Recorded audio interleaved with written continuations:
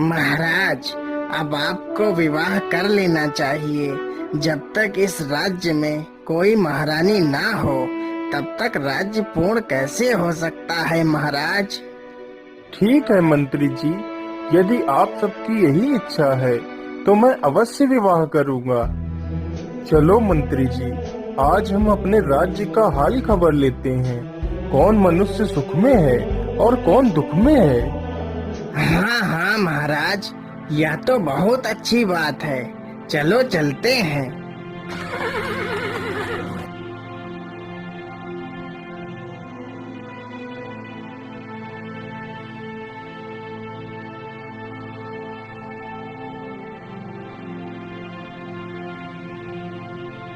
अरे, यह लड़की कौन है? यह तो बहुत सुंदर है। इसके सामने तो स्वर्ग की अप्सराएं भी अपना सर शर्म से झुका दें। महाराज, यह लड़की हमारे राज्य के सेठ धनीराम की पुत्री है। राजा उस लड़की को देखकर उसे ही अपनी रानी बनाने का निश्चय कर लेता है। राजा अपने पास से एक स्वर्ण मुद्रा निकालता है और उस सेठ के घर के बाहर फेंक देता है और वहां से चला जाता है।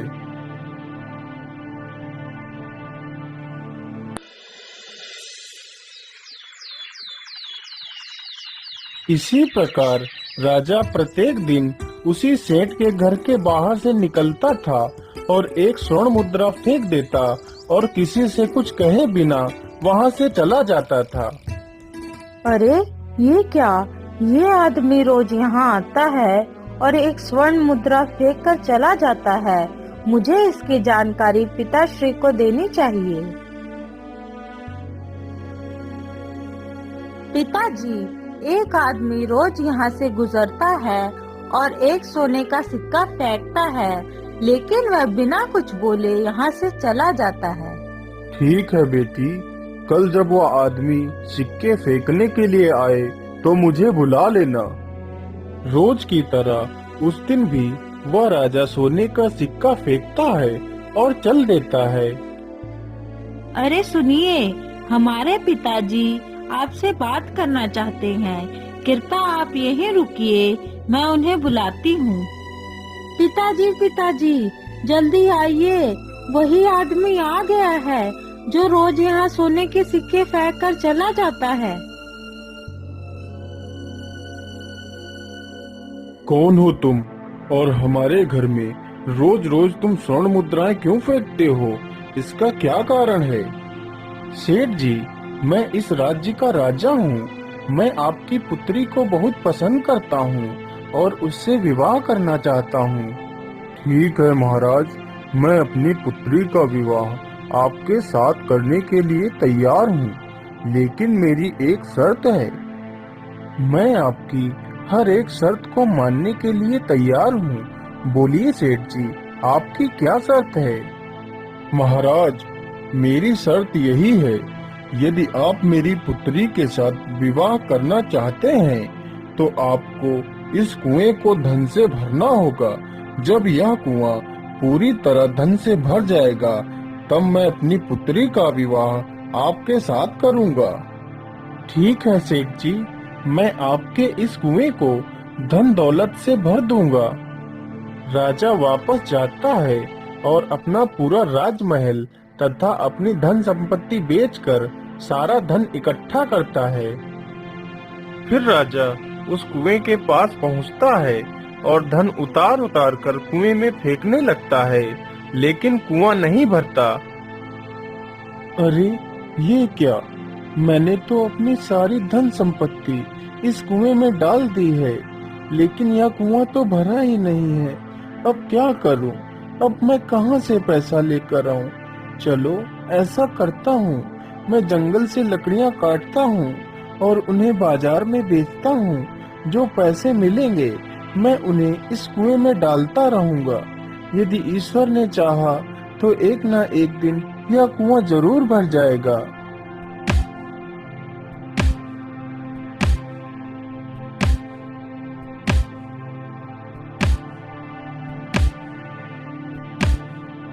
फिर वह राजा जंगल से लकड़ियां काटता और उन्हें बाजार में बेचता। जो पैसे मिलते उन्हें कुएं में फेंक दिया करता और वहीं पेड़ के नीचे पड़ा रहता। इसी प्रकार कुछ दिनों तक चलता रहता है।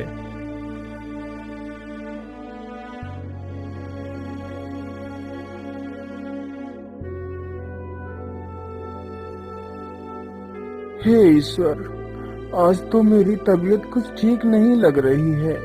आज मैं काम कैसे करूंगा? लेकिन यदि मैं काम नहीं करूंगा तो कुआं कैसे भरेगा? नहीं नहीं, मुझे काम के लिए जाना ही पड़ेगा।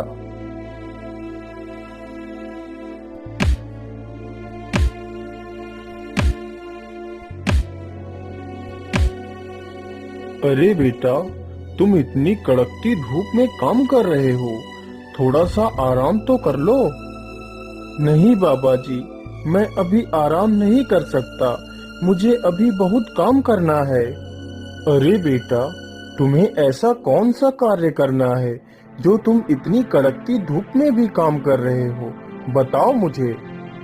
अरे बाबा, मैं क्या बताऊं आपको, मैं बहुत परेशानी में हूँ। मैं यह परेशानी अपने प्रेम को पाने के लिए कर रहा हूँ। फिर श्यामा कुमार उस साधु को अपनी पूरी कहानी सुनाता है। अब बाबा, आप ही बताओ, मैं क्या करूं? उस कुएं को कैसे भरूं? इतना सारा धन मैं कहां से लाऊं बाबा? बेटा, तुम चिंता मत करो, तुम इस लकड़ी को ले जाओ और उस कुएं की परिक्रमा करके ओम नमः शिवाय का जाप कर इस लकड़ी को उस कुएं में डाल देना, तो वह कुआं धन से भर जाएगा। श्यामा कुमार उस लकड़ी को लेकर कुएं के पास जाता है और परिक्रमा करने लगता है। ओम नमः शिवाय, ओम नमः शिवाय, ओम नमः शिवाय, ओम नमः शिवाय, ओम नमः शिवाय, ओम नमः शिवाय। चलो, अब इस लकड़ी को कुएं में डाल देता हूँ।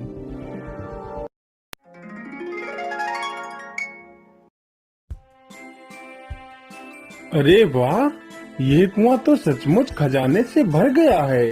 हे भोलेनाथ, तुम्हारा बहुत बहुत धन्यवाद। सेठ जी, चलिए और देखिए, कुआं खजाने से भर चुका है। अरे वाह राजा साहब, तुमने तो सच में यह कुआं खजाने से भर दिया है। अरे, यह तो सच में कुआं खजाने से भर चुका है। अब तो मेरा विवाह इसके साथ अवश्य हो जाएगा। परंतु मेरे पिता तो इतने कंजूस हैं, वो हमें कुछ भी नहीं देंगे और मेरा पति तो खुद कुआं भरते भरते कंगाल हो गया है। मैं ऐसा करती हूँ कि कुछ असरफियाँ अपने पास छिपा कर रख लेती हूँ। फिर सेठ उन दोनों को वहां से विदा कर देता है।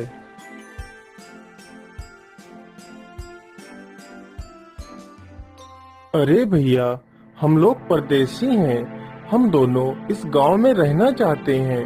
क्या हमें यहाँ कहीं रहने के लिए कोई घर मिल सकता है? हाँ हाँ, क्यों नहीं भाई, चलो मेरे साथ, मैं तुम्हें घर दिलाता हूँ।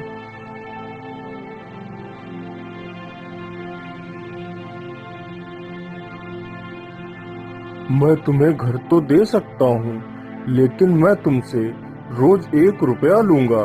यदि मंजूर हो तो बोलो। ठीक है भैया, मैं तुम्हें रोज का 1 रुपया दे दूंगा। अरे रूपरेखा, हमने घर तो ले लिया है, लेकिन इसका किराया हम कहाँ से भरेंगे? आप बिल्कुल भी चिंता ना करिए। यह एक स्वर्ण मुद्रा लीजिए और इसे बेचकर कुछ खाने के लिए ले आइए। और याद रहे, बाजार से 2 गोले ऊन के ले आइएगा। श्यामा कुमार सोनार के घर जाता है और सोने की मुद्रा बेचकर ऊन के 2 गोले तथा चावल लेकर आता है। दोनों पति पत्नी चावल पकाकर खा लेते हैं और सो जाते हैं।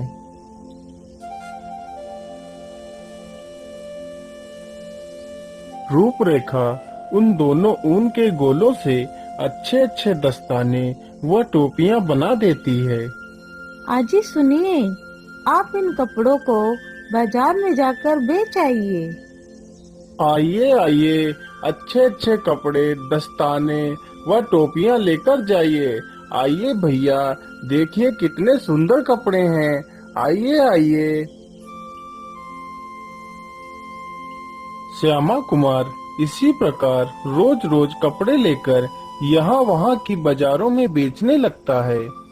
अजी सुनो, अब हमारे पास काफी पैसे हो चुके हैं, अब हमें कुछ बड़ा करना चाहिए। मैं ऐसा करती हूँ, एक शाही गलीचा बनाती हूँ। हाँ हाँ रूपरेखा, तुम बिल्कुल ठीक कहती हो। अब हमें कुछ बड़ा सोचना चाहिए। रूपरेखा ने गलीचा बनाना शुरू कर दिया। उसने एक बहुत ही सुंदर गलीचा बनाकर तैयार किया। श्यामा कुमार जब भी उस गलीचे को बेचने के लिए बाजार में जाता तो वह गलीचा नहीं बिकता। इसी प्रकार कई दिन गुजर जाते हैं। क्या बात है श्याम भाई, आपका यह गलीचा अभी भी नहीं बिका है? क्या करूं बिरजू भाई, इसकी सही कीमत कोई दे ही नहीं पाता है, तो इसलिए यह गलीचा बिक ही नहीं पा रहा है। अरे श्याम भाई, मेरी बात मानो तो तुम इस गलीचे को लेकर कन्नड़ राज्य चले जाओ। वहाँ की बाजार का यह नियम है, यदि बाजार में सूर्यास्त के बाद कोई सामान ना बिके तो वह सामान राजा खरीद लेता है। तुम इस गलीचे को वहीं लेकर चले जाओ।